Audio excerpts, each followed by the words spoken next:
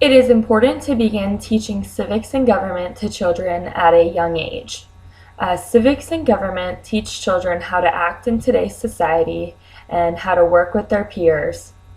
This is important because children need to learn how to work with and cooperate with their fellow classmates, especially because they will be having to do it all through elementary, middle, high school, and if they choose to go to college.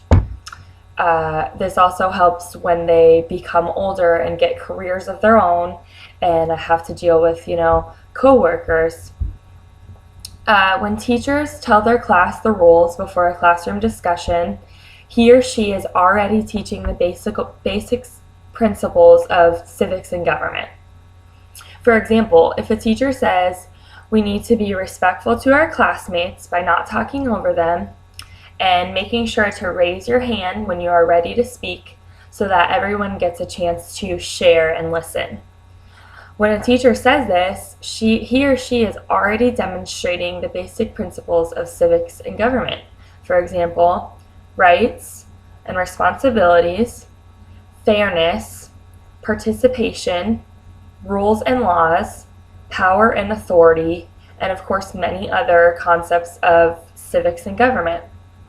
A teacher can explain that a classroom is a community and that all students in the classroom are a part of this community. Everyone has a job and has to do their part to keep it running smoothly. A good example of this is when a teacher gives each student a job, for example, a door holder, a line reader, a pencil sharpener. It gives every student something that they are responsible for, and I think they get a sense of pride when you give them this. It, of course, encourages civics and government knowledge. Social studies programs for young children should include the ideals, principles, and practices of a citizenship in a democratic republic. There are many activities that teachers and parents can do with children to show how to be a good citizen and do their part in the community. For example, children can pick up litter around the school, take a field trip to help the needy. This could be giving back food from their pantry, maybe doing a canned food drive, or even going to a soup kitchen and helping serve meals to needy. Another example would be to have the classroom vote on different topics. This could be activities that are going to happen, a new field trip, if they're going to have lunch in a different area. I mean, there's many ways that you can come up with situations for students to vote, and this helps them all learn to work as a team and also that they can value other people's opinions. Also, having class meetings is a great way to encourage this civic and government participation. These are discussions. The issues can be brought up if there's anything going on. Class meetings are just a cool way, I think, to also encourage this democratic society. Students should be taught the basic principles of American history.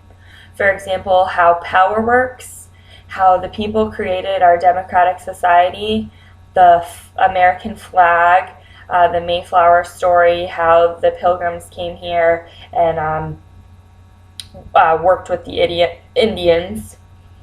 You could work with famous presidents, teaching about famous presidents and what they did for our society.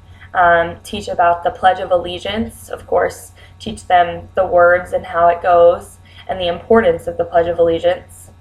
It is important to teach about money and how money works, that you can gain goods and services by using money, and of course the rules and rights that citizens have.